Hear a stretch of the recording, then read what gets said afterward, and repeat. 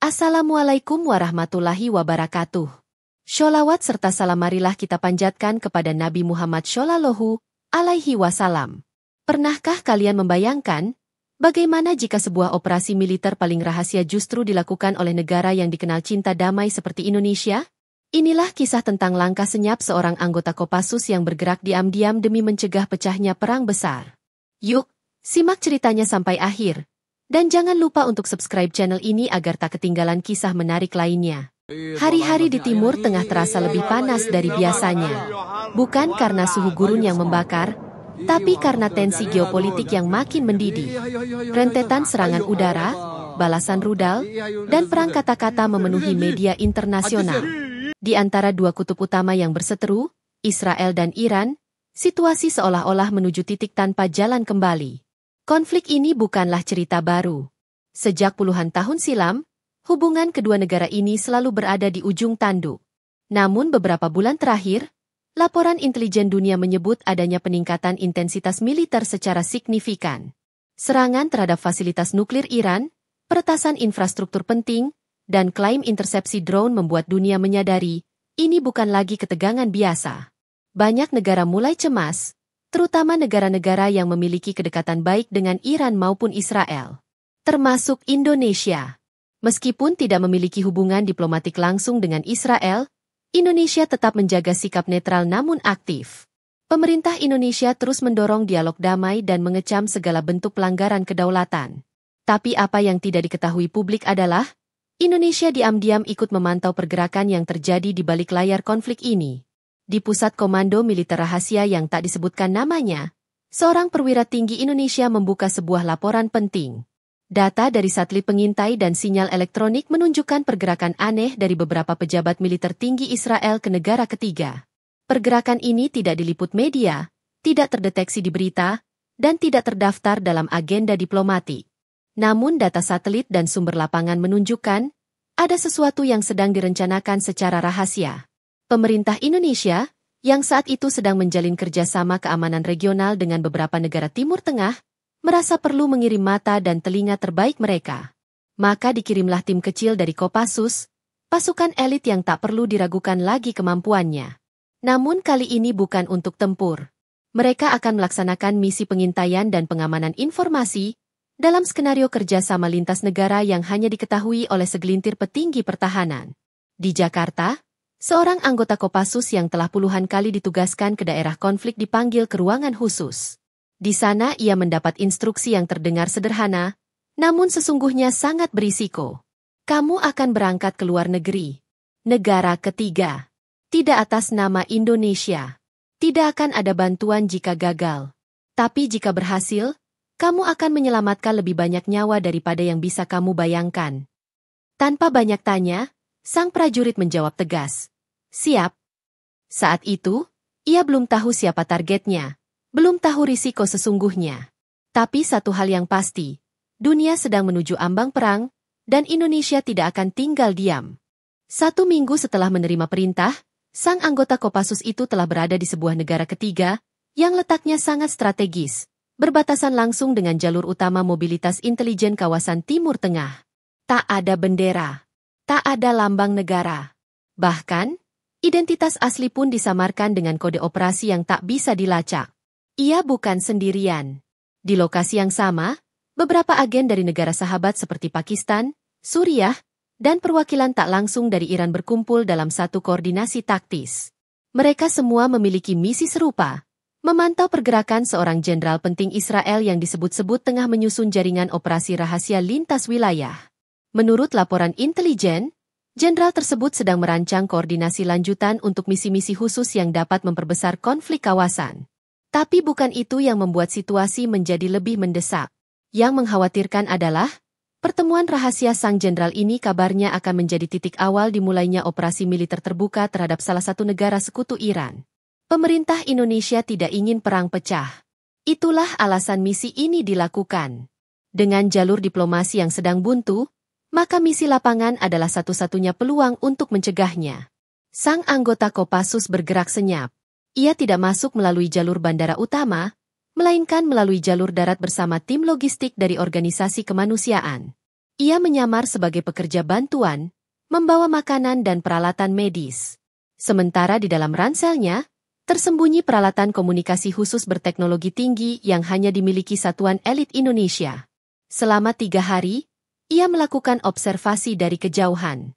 Menggunakan kamera termal dan sensor medan elektromagnetik, ia berhasil mendeteksi aktivitas sinyal komunikasi yang berasal dari sebuah rumah besar di pinggiran kota, dikenal sebagai Safe House milik agen internasional. Disinilah informasi krusial itu didapat. Sang Jenderal Israel ternyata tidak sendiri. Ia bertemu dengan beberapa individu asing yang dikenal sebagai pemasok informasi, broker senjata, dan perwakilan dari kekuatan tak resmi. Pertemuan itu terjadi malam hari, dijaga ketat oleh 2 lapis keamanan dengan senjata otomatis. Namun, sang anggota Kopassus tidak gentar. Ia memiliki keahlian dalam infiltrasi diam-diam. Dalam misi sebelumnya, ia pernah menyusup ke wilayah konflik Asia Tengah dan mengumpulkan data rahasia tanpa satupun peluru ditembakkan. Kali ini, metodenya lebih rumit. Ia tidak menyerang. Ia menyusup sebagai salah satu petugas kebersihan kontrak yang bertugas membersihkan area sekitar villa tempat pertemuan berlangsung. Ia mengubah penampilan, belajar dialek lokal, dan memalsukan identitas hingga tak terlihat mencurigakan. Selama 2 hari ia masuk keluar area villa, memetakan posisi kamera, jalur evakuasi, hingga waktu ganti shift pengawal. Hingga akhirnya, saat malam ketiga tiba, momen yang ditunggu-tunggu pun datang. Sang jenderal keluar rumah tanpa penjagaan ketat, hanya bersama 2 pengawal untuk naik ke kendaraan lapis ringan. Kendaraan itu bersiap menuju lokasi pertemuan lanjutan yang lebih tertutup. Namun, ia tidak menyadari bahwa di jarak 80 meter darinya, sang prajurit Indonesia telah siap menjalankan langkah kedua dari operasi ini, penangkapan senyap dan intersepsi diplomatis.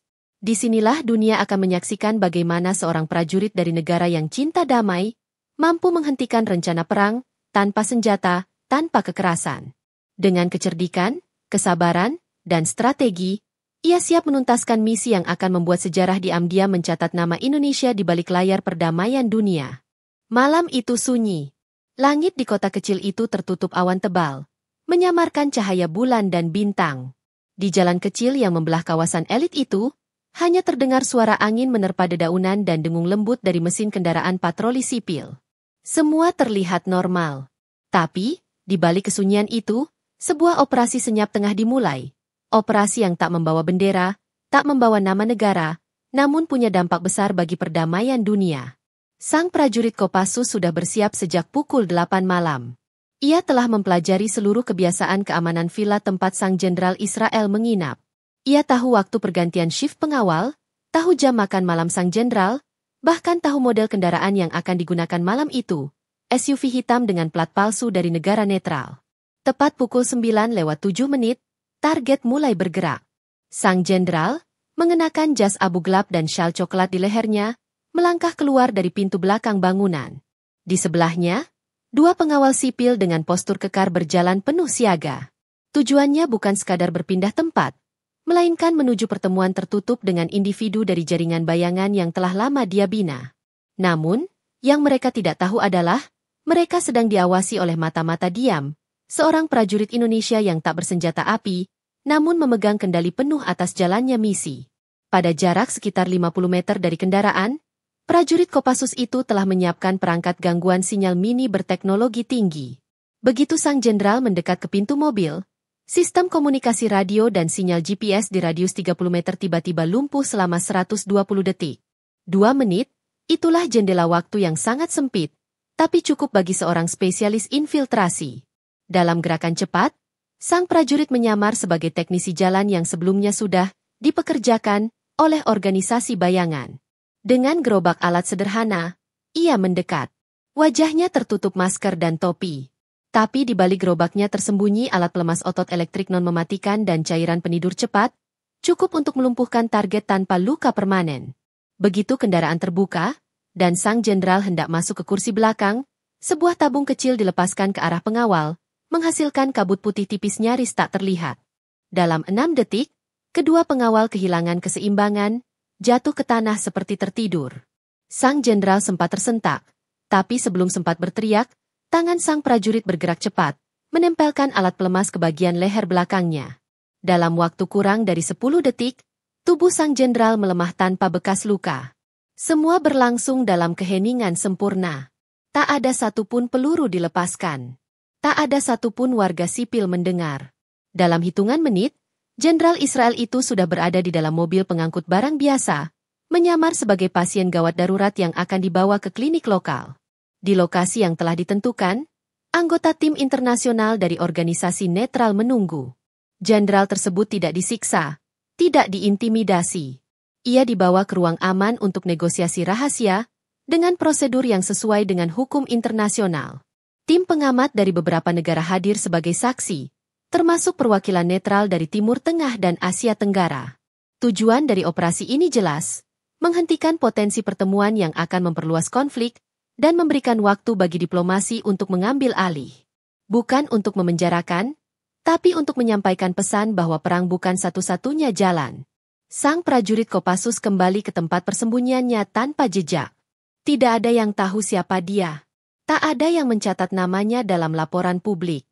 Tapi keberhasilannya telah menyelamatkan ribuan, bahkan mungkin jutaan nyawa, dari potensi perang skala besar.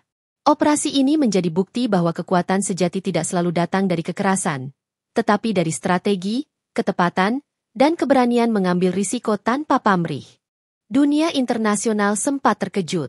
Beberapa hari setelah operasi penangkapan senyap itu, pertemuan penting antara tokoh militer tingkat tinggi dari beberapa negara, yang diyakini sebagai langkah awal perluasan konflik, dibatalkan secara tiba-tiba. Tak ada penjelasan resmi. Tapi intelijen global mulai menyadari, seseorang telah menghentikan pergerakan itu dari dalam. Namun publik tetap bertanya-tanya, mengapa Indonesia? Negara yang tak punya hubungan diplomatik dengan Israel. Negara yang selama ini dikenal netral dan jauh dari konflik Timur Tengah. Mengapa justru Indonesia yang mengirim pasukan elit untuk mencegah eskalasi peperangan? Jawabannya tidak sesederhana solidaritas atau kepentingan strategis. Ini berangkat dari konstitusi dan prinsip moral bangsa. Sebagai negara dengan penduduk muslim terbesar di dunia, Indonesia memang punya kedekatan emosional dengan beberapa negara Timur Tengah, termasuk Iran dan Palestina. Namun dalam tatanan diplomasi global, Indonesia selalu mengedepankan perdamaian dan keadilan internasional. Dalam beberapa tahun terakhir, pemerintah Indonesia aktif dalam forum internasional, menyuarakan penolakan terhadap kekerasan, penjajahan, dan pelanggaran HAM. Indonesia menolak dijadikan pion dalam konflik adidaya. Tapi Indonesia juga tidak tinggal diam ketika ada ancaman nyata terhadap stabilitas global. Apalagi jika itu berpotensi menyeret banyak negara ke dalam perang terbuka. Dan yang lebih penting, keterlibatan ini bukanlah sebuah aksi agresif, melainkan langkah preventif yang cermat dan legal. Operasi yang dilakukan oleh Kopassus ini bukan dilakukan sepihak, tapi merupakan hasil dari kesepakatan intelijen internasional yang ingin mencegah tragedi lebih besar. Negara-negara di kawasan Timur Tengah diam-diam meminta bantuan negara netral, dan Indonesia dipilih karena reputasinya yang bersih dari kepentingan politik wilayah. Dalam laporan rahasia PBB, Indonesia dinilai sebagai penjembatan paling rasional di tengah polarisasi Timur Tengah. Tidak memihak, tapi tidak pula pasif. Itulah mengapa, dalam misi ini, Indonesia mengirim pasukan terbaiknya, bukan untuk menyerang, melainkan untuk menghentikan jalur provokasi sebelum semuanya terlambat. Ada alasan lain yang tak kalah penting. Sang jenderal Israel yang ditangkap diam-diam diketahui sebagai aktor utama dalam serangkaian operasi gelap yang pernah menyasar jalur distribusi bantuan kemanusiaan. Ia juga diyakini sebagai otak di balik sabotase sistem infrastruktur vital milik beberapa negara Timur Tengah. Indonesia tidak bisa menerima ketika bantuan medis dan pangan internasional menjadi sasaran konflik. Karena dalam konstitusi, Indonesia telah menegaskan bahwa kemerdekaan adalah hak segala bangsa, dan bahwa penindasan di dunia harus dihapuskan. Di tengah geopolitik yang penuh kepentingan tersembunyi, Indonesia memilih untuk bertindak dengan cara yang tidak mencolok, tapi berdampak. Melalui satu operasi senyap, Indonesia telah menyampaikan pesan ke dunia, bahwa negara kecil atau besar, jika berani mengambil posisi untuk perdamaian, maka ia layak dihormati. Bahwa kekuatan bukan hanya tentang senjata, tapi juga kemauan untuk bertindak ketika dunia mulai lupa pada akal sehat. Dan pada akhirnya, dunia mungkin tidak tahu siapa yang menyelamatkan mereka dari malam yang bisa menjadi awal dari Perang Dunia Ketiga. Tapi sejarah akan mencatat, Indonesia pernah menghentikan langkah seorang jenderal, demi menjaga dunia tetap waras. Sang Jenderal Israel kini telah berada di lokasi aman, di luar wilayah kekuasaan negaranya, di bawah pengawasan tim gabungan dari Organisasi Keamanan Internasional yang bekerja di bawah naungan beberapa negara netral. Ia tidak ditahan seperti penjahat. Ia diperlakukan layaknya tokoh penting yang perlu diberi pemahaman, bukan diseret untuk diadili secara sepihak. Inilah pendekatan yang ditawarkan Indonesia sejak awal. Bukan dendam, bukan hukuman, tapi pencegahan dan penyadaran. Karena tujuan operasi ini adalah untuk mencegah bencana kemanusiaan, bukan menciptakan musuh baru. Di ruang pertemuan tertutup, yang dijaga ketat oleh petugas dari berbagai negara netral, Sang Jenderal duduk di seberang meja bundar. Di depannya, terdapat 3 perwakilan, 1 dari Timur Tengah, 1 dari Eropa, dan 1 lagi dari Indonesia. Bukan seorang jenderal, bukan pula seorang diplomat, tapi seorang perwira muda berpangkat kolonel dari Satuan Kopassus yang telah menyelesaikan lebih dari 20 operasi lintas negara tanpa identitas resmi. Perwira itu tidak mengancam, tidak membentak. Ia membuka laptop, memutar video rekaman dari jalur pengawasan udara. Dalam video itu terlihat sekelompok anak-anak yang sedang belajar di tenda darurat, tiba-tiba harus lari menyelamatkan diri saat terjadi serangan udara beberapa hari lalu. Serangan yang disebut-sebut sebagai bagian dari pembersihan target. Wajah Sang Jenderal tampak mengeras. Tapi Sang Perwira Indonesia tetap tenang. Ia berkata, "Anda Jenderal. Anda tahu perhitungan. Tapi apakah Anda menghitung berapa anak yang kehilangan masa depan setiap kali peluru diarahkan atas nama strategi?" Di luar ruangan, suasana tetap hening. Tak ada media, tak ada keramaian. Tapi di dalam, perdamaian sedang dinegosiasikan secara diam-diam. Bukan dengan tekanan ekonomi atau gertakan senjata, melainkan dengan pendekatan kemanusiaan. Sesuatu yang seringkali dilupakan dalam percaturan politik dunia. Sang Jenderal tidak serta-merta mengubah pandangannya. Tapi ia mulai mendengar. Ia mulai mempertimbangkan. Terlebih saat disodorkan fakta bahwa beberapa tokoh besar dunia, termasuk sekutu lama negaranya, mulai kehilangan simpati karena pola eskalasi tanpa ujung yang ia jalankan. Sementara itu, di pusat komando di Jakarta, laporan dari lapangan disampaikan secara tertutup kepada Presiden. Operasi telah berjalan sesuai harapan. Tidak ada korban, tidak ada konflik terbuka. Dan yang paling penting, tidak ada negara yang merasa dijatuhkan secara resmi. Ini adalah bentuk diplomasi baru, diplomasi tak bersuara. Bekerja lewat aksi, bukan pernyataan. Lewat ketegasan, bukan publisitas. Lewat agen-agen tak dikenal, yang tidak pernah berharap untuk disebutkan di berita. Sang prajurit Kopassus yang menjadi ujung tombak misi ini pun, akhirnya meninggalkan lokasi operasi. Tanpa sambutan, tanpa bintang jasa. Ia kembali menyamar sebagai relawan kemanusiaan yang mengangkut beras dan logistik ke perbatasan. Tak ada yang tahu bahwa ia baru saja menjadi bagian dari operasi strategis yang mengubah arah krisis. Baginya, itu sudah cukup. Karena bagi seorang prajurit sejati, misi selesai dengan damai adalah kemenangan tertinggi. Indonesia kembali ke posisinya. Diam, tenang, dan tetap bersuara di forum-forum dunia. Tapi satu hal telah berubah. Banyak negara mulai sadar bahwa kekuatan tidak harus datang dari intimidasi. Kadang, cukup satu langkah kecil dari negara yang dianggap kecil untuk menyelamatkan dunia dari kehancuran besar. Beberapa hari setelah negosiasi itu, dunia masih berjalan seperti biasa. Tidak ada berita besar di halaman depan koran. Tidak ada breaking news yang mengguncang layar televisi. Bahkan tidak ada pernyataan resmi dari pihak manapun. Tapi bagi mereka yang berada di balik panggung, dunia telah berubah arah. Sang Jenderal Israel diam-diam kembali ke negaranya, tidak melalui jalur diplomatik, tapi lewat rute rahasia yang disepakati dalam meja negosiasi. Ia tidak membawa dendam, melainkan membawa satu file data, satu pesan, dan satu pemikiran baru, bahwa musuh tidak selalu mereka yang ada di seberang senapan, kadang musuh adalah kesombongan sendiri. Dan dari semua negara yang ikut dalam operasi tersebut, hanya satu yang tak mencatatkan namanya dalam dokumen resmi, Indonesia.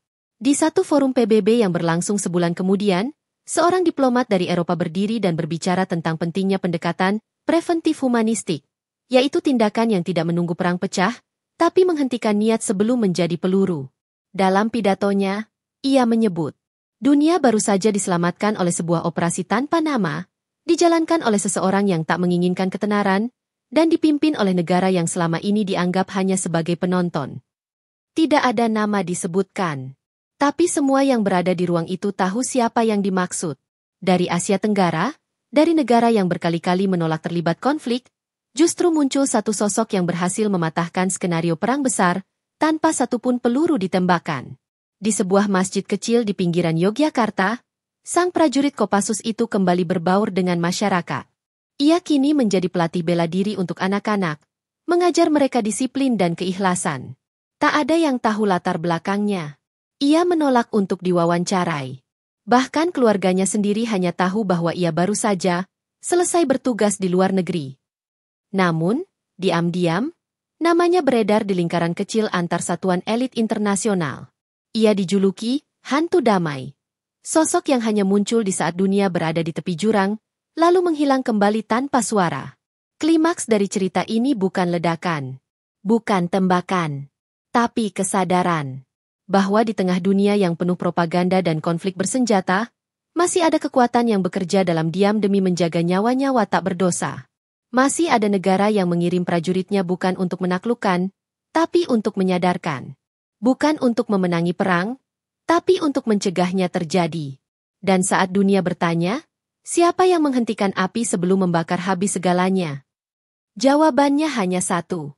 Satu nama, 1000 pesan. Dan dari semua pesan itu, satu paling penting, bahwa kedamaian tak butuh pengakuan, hanya butuh keberanian. Di dunia yang penuh hiruk-pikuk, di mana suara paling keras seringkali dianggap paling benar, satu pesan diam telah menyelinap ke dalam hati banyak pemimpin, bahwa kadang, diam bukan berarti lemah, diam bisa jadi jalan menuju bijak.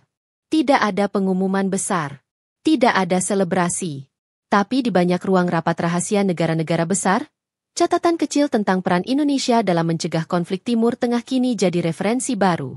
Sebuah pendekatan, intervensi tanpa agresi. Presiden Indonesia dalam pidato tertutup kepada kabinet menyampaikan, "Kita tidak ingin dipuji karena berhasil menangkap jenderal.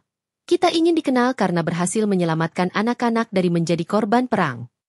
Ini bukan tentang dominasi, bukan tentang geopolitik. Tapi tentang keberanian untuk tidak membalas kekerasan dengan kekerasan. Tentang keberanian mengirim satu nyawa untuk menyelamatkan ribuan. Di forum-forum dunia, mulai ada perubahan wacana. Negara-negara yang sebelumnya hanya bicara soal strategi militer, kini mulai mempertimbangkan diplomasi taktis berbasis kemanusiaan. Semua ini dipicu bukan karena tekanan, tapi karena satu kejadian. Seorang jenderal militer kelas dunia bisa duduk dan mendengar, karena didekati tanpa senjata, tapi dengan data, kesabaran, dan ketenangan. Dan bagi masyarakat Indonesia sendiri, cerita ini hanya menjadi bisik-bisik. Tidak masuk berita utama. Tidak viral. Tapi bagi sebagian kecil yang tahu, mereka tersenyum dan berdoa dalam diam. Karena mereka tahu, bangsanya tidak tinggal diam saat dunia diambang kehancuran, tapi juga tidak membanggakan diri. Di satu sekolah menengah, seorang guru sejarah menutup pelajarannya dengan berkata, "Kalian mungkin tidak akan pernah tahu siapa yang menyelamatkan dunia dari perang besar pada tahun itu. Tapi percayalah, dia berasal dari negeri ini. Mungkin tetangga kalian, mungkin kakak kalian, mungkin ayah kalian, dan mungkin kalianlah penerusnya." Akhir dari cerita ini bukan akhir dari perjuangan. Karena dunia akan selalu riuh. Konflik akan selalu muncul. Tapi selama masih ada bangsa yang bersedia turun tangan tanpa pamrih, dan prajurit yang rela hilang dari catatan demi menjaga damai, maka harapan akan selalu ada. Indonesia telah membuktikan bahwa ketenangan bukan kelemahan. Bahwa kekuatan bukan hanya di senjata, tapi di keberanian untuk memilih jalan yang berbeda. Dan untuk dunia yang terlalu bising, biarlah cerita ini menjadi bisikan yang menyadarkan. Pak Kupin terima kasih telah mengikuti cerita ini hingga akhir. Jika menurut Anda kisah ini membuka sudut pandang baru, bantu kami menyebarkan nilai-nilai damai dan keberanian ini. Jangan lupa untuk like, share, dan subscribe channel ini agar tidak ketinggalan kisah inspiratif lainnya dari penjuru dunia. Sampai jumpa di kisah berikutnya. Assalamualaikum warahmatullahi wabarakatuh.